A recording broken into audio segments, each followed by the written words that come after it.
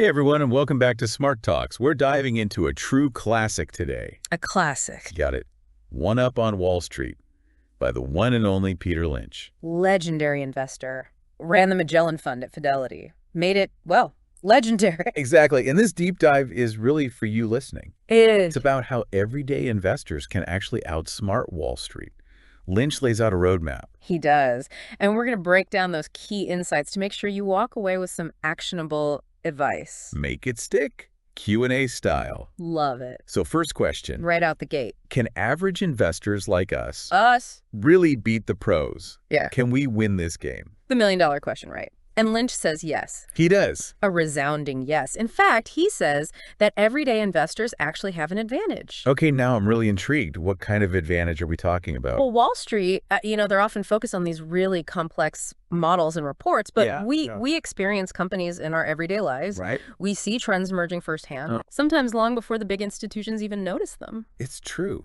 Like, I think back to when everyone was still renting DVDs. Oh, yeah. And I started noticing more and more people were streaming movies online.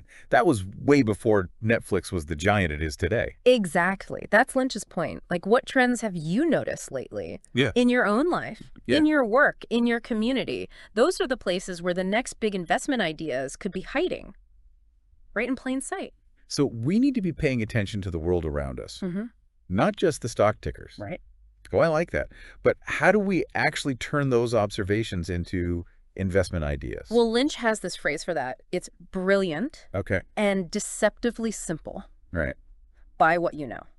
He encourages you to start with companies you're already familiar with, the ones you use, the ones you see succeeding, the ones your friends and family rave about. Okay. Buy what you know. Ugh. But doesn't that limit us? I mean, I'm not an expert in every industry out there. It's not about being an expert. It's about having that starting point, understanding a company's products or services, Right. seeing how they operate, forming your own opinion about their potential. Lynch himself found some of his biggest winners that way. He did. What kind of winners are we talking about? Well, he invested in Volvo because his family loved their cars. They were reliable, safe, popular in their community. And get this, his investment in Dunkin' Donuts stemmed from watching how much his family loved their donuts. Simple observations, but they led to incredible returns. That's amazing. So it's about looking beyond the numbers and seeing the real world impact of a company. Exactly. Understanding the story behind the stock. Yeah. And that story often starts with your own experiences and I'm observations. starting to get it. But what of all the noise? You know, the market swings, Yeah. the news headlines, the constant chatter about what's going up and down. How do we avoid getting swept up in all that? Great question. And Lynch addresses this head on. He advises against trying to time the market, trying to predict those ups and downs. Instead, he says, focus on finding great companies and holding them for the long term. Easier said than done, right? When you see your portfolio taking a dip, it's hard not to panic. It is. Even Lynch, on a trip to Ireland in 1987, he found himself glued to the news as the market crashed. Oh, wow. Beautiful scenery, historic landmarks, and all he could think about was his portfolio. Yeah, that kind of takes the fun out of a trip. Right. But the lesson he learned, and the one he shares, is that those short-term market fluctuations are inevitable. They shouldn't derail your long-term strategy or your vacation, for that matter. So tune out the noise, focus on the long game. Got it. Yeah. But even experienced investors make mistakes, right? Absolutely. What are some of those common traps that we should watch out for? Well, one of the biggest, according to Lynch, is getting caught up in the hype of hot industries without looking at the fundamentals of individual companies. Right. It's easy to get swept up in the excitement of the next big thing, For sure. but that can lead to some really impulsive decisions. Like jumping on the bandwagon without knowing where it's headed. Exactly. Lynch talks about how many investors lost big in exciting industries like oil services and disk drives. Right. Not because the industries themselves were bad, but because they didn't do their homework on the specific companies they were buying. So hype can be dangerous. Okay. Got it. But let's flip the script. What makes a great investment in Lynch's eyes? What should we be looking for? He actually provides a checklist of sorts, and it's full of surprises. Okay, lay it on me. He likes companies with niches, Niches. like a local rock quarry that just dominates its area. Okay. He's drawn to companies that do things that are boring or disagreeable. Boring and disagreeable. I don't think those are words you usually hear in the investing world. I know, right? But think about it. A company like Safety Clean, which collects used oil from garages, might not be glamorous, but it's essential. and likely to be profitable. Right. Less competition, less hype, more potential for steady growth. Interesting perspective. So it's not always about chasing the flashiest companies. Right. It's about finding the ones that are quietly generating value. Exactly. Makes sense. Now, thinking about my own portfolio, the companies I'm considering, do they fit this mold? Are they the kind of businesses that could kind of fly under the radar Yeah. while still delivering those solid returns? That's the question to be asking. These are great questions to be asking. But even if we find those hidden gems, how do we know when it's time to let go? When do we sell a stock? Lynch emphasizes the importance of constantly reevaluating your investments and understanding when the original story has changed. A company that was once a fast-growing innovator might mature and become a slower, more established player, and that might require a shift in your strategy. So it's kind of like realizing the band you loved in high school isn't making great music anymore. Oh, I love that. You might still enjoy their old stuff, Yeah. but you wouldn't necessarily buy their new album. Perfect analogy. It captures the sentiment perfectly. Are you holding on to investments for the right reasons? Or is it time to reevaluate and maybe find some fresh tunes? Great way to put it.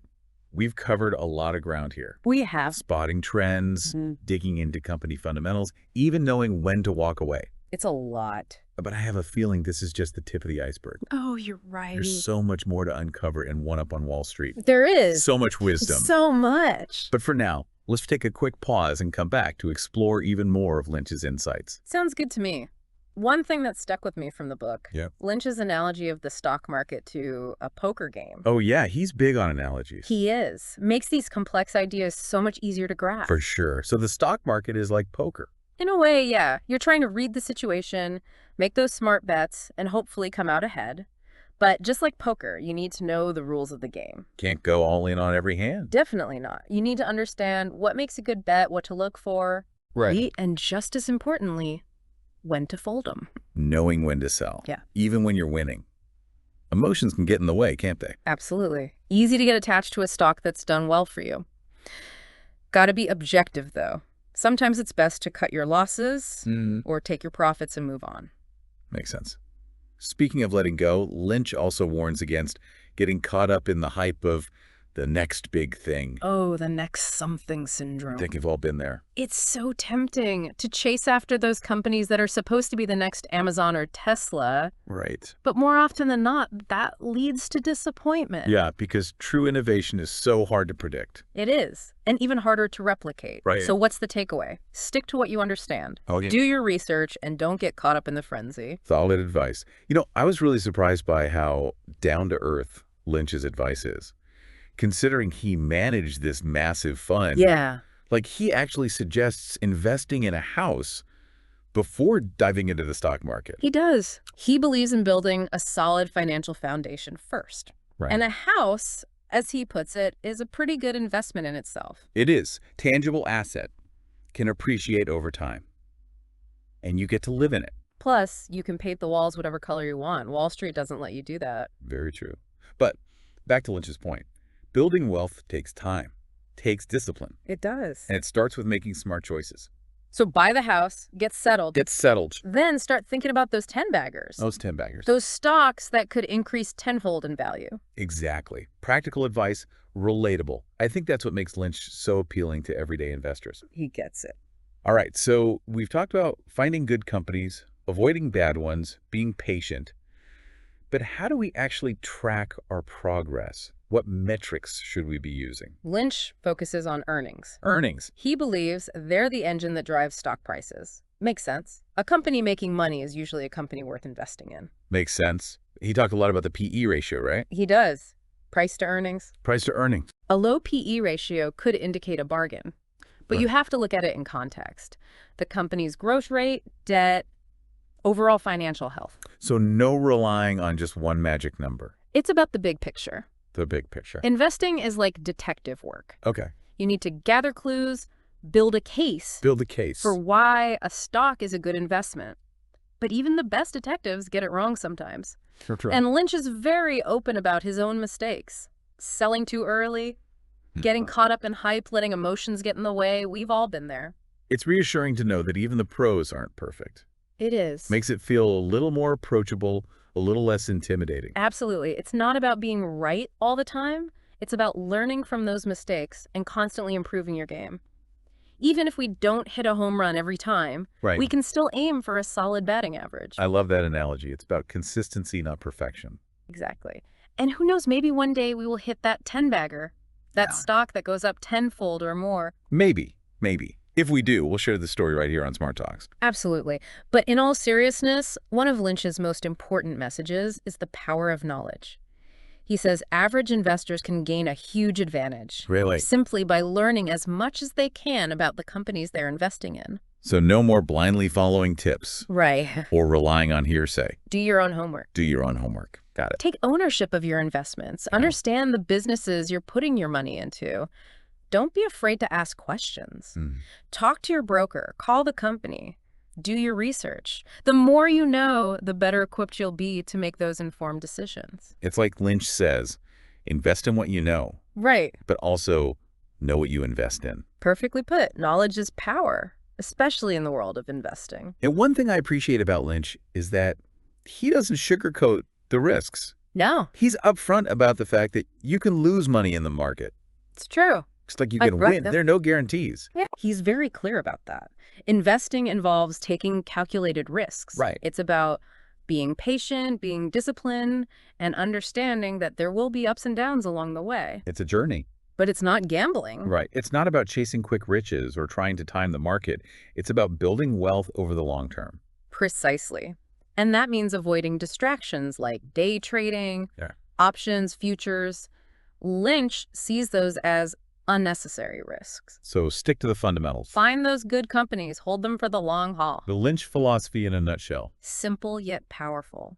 And speaking of simplicity, Yes. I love his advice on how to avoid getting caught up in all the market noise. You mean his suggestion to just unplug? Yeah, Ignore the financial news? exactly. So much of what we hear is speculation and fear-mongering. True. It's easy to get spooked by headlines and predictions, Yeah. but the best way to stay focused is to tune out the noise and concentrate on your own research. No more checking your portfolio every 5 minutes. Or panicking at every market dip. It's about having confidence in your strategy and sticking to it, even when things get bumpy. Because the market is a marathon, not a sprint. Couldn't agree more. You know, for a book that was written decades ago, One Up on Wall Street feels incredibly relevant today. It does. The principles Lynch outlines are timeless. They truly are. That's what makes this book such a valuable resource for investors of all levels. It can truly change the way you think about investing and help you achieve your financial goals. Well said. I think we've covered a lot of ground today, from the basics of investing to some of Lynch's more nuanced insights. We did. But there's always more to learn, isn't there? There is. And we've only scratched the surface of what One Up on Wall Street has to offer. It's a book you can come back to again and again. It's true. And always find something new. So much in there. The best part is that Lynch makes it all seem so achievable. He really makes you believe that anyone can beat Wall Street with a little bit of knowledge, some common sense, and a lot of patience. He really demystifies investing. He does. Breaks it down into simple terms, shows us that it's not rocket science. It's empowering. Ew. So if you're ready to take control of your financial future and start picking those winning stocks like Peter Lynch, I highly recommend checking out One Up on Wall Street. It's a good one. It's an investment in yourself. Could pay off big time. Couldn't agree more. A book that can really change the way you think about money and investing. And hey, if you're enjoying these deep dives into the world of investing, don't forget to like and share this episode. Spread the word. Help us make Smart Talks Podcast the go-to resource for anyone who wants to learn about building wealth. Making investing accessible. Yes. And, dare I say, enjoyable. Absolutely. Speaking of enjoyable, next time we're diving into another classic. Oh, yeah. The Little Book That Still Beats the Market by Joel Greenblatt. Love that book. He's got some interesting strategies for finding those undervalued stocks. Can't wait to unpack those with you. But for now, let's wrap up our deep dive into One Up on Wall Street. It's been great. It has. Peter Lynch's insights are so valuable and timeless. And we hope you've walked away with some actionable ideas Yeah. and a renewed sense of confidence in your ability to succeed as an investor. You don't have to be a Wall Street guru to make smart choices. So keep learning, keep exploring. Keep those questions coming. And until next time, happy investing. Happy learning.